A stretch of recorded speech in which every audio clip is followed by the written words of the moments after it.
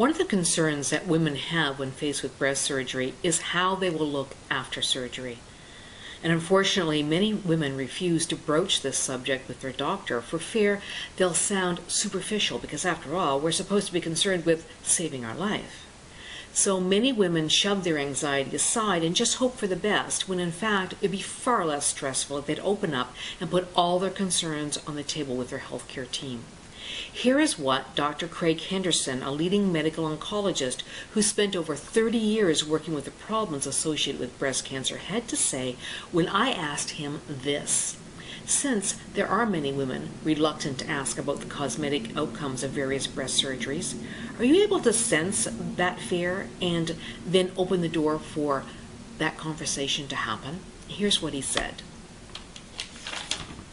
Well, when you've been doing it as long as I have, as I'm talking to a patient, I just very casually and softly drop little hints that my door is open for this question, that it's something they shouldn't be frightened of asking, that I am prepared to answer.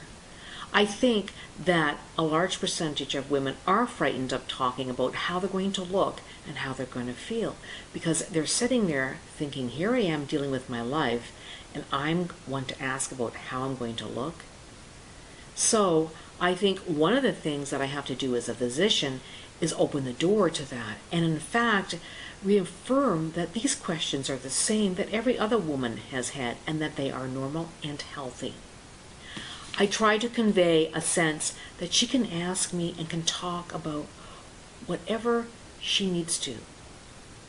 And if she has lumpectomy and radiation, what that might look like or feel like. If she has mastectomy, if she has mastectomy with reconstruction, then we can actually get down and talk about the nitty-gritty. I explore these and many more topics every week, ranging from what the top experts are saying now to the latest breakthroughs and findings for reversing cancer and staying cancer-free. And because cancer treatments are robber barons of so many parts of ourselves, it affects our daily lives, our work, our relationships, spouses, with children, with friends, as well as our own emotional and spiritual well-being. That's why I bring you expertise in dealing with all aspects of healing from the disease. So now, the only question left is, do you owe it to yourself to get the kind of expert advice that moves every aspect of your life forward as you go from diagnosis to recovery, including the lives of those you love, who are very often feeling helpless and privately praying for a miracle to make you all better again? That's why the byline of my site reads, "Get the answers you need to get your life back." Because it's your body and your life we're talking about here, no one else's. It's your vote. So I encourage you to claim the power in your disease, claim the power in the process, and ask questions.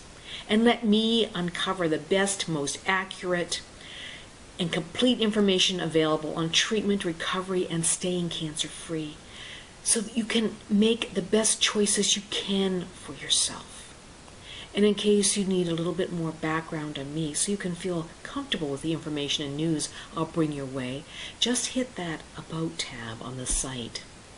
And while I am not an oncologist, I do have a medical background.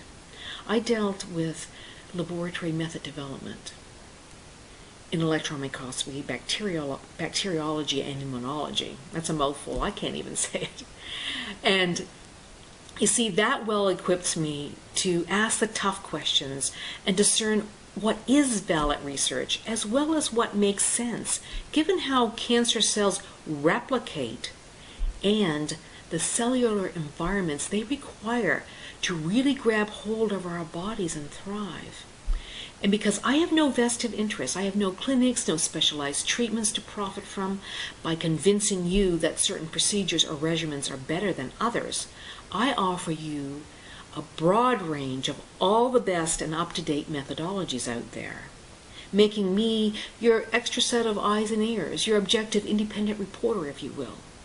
all powered by my own commitment to see the end of this horrid disease, because I've been forever fueled for the last 20 years by a promise I made to a very dear friend on her deathbed, well before her time, and since that, all the family members I've lost to this disease.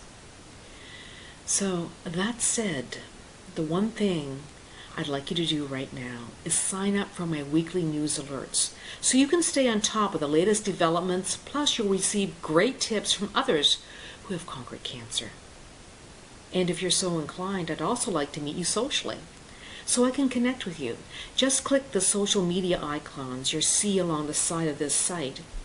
And so when you get to my Facebook page, just hit the like button, or simply follow me to join the conversation on Twitter. And I also want you to subscribe to my YouTube channel so you can make sure you never miss my latest videos. So thanks for stopping by, and do let me know how I can help you.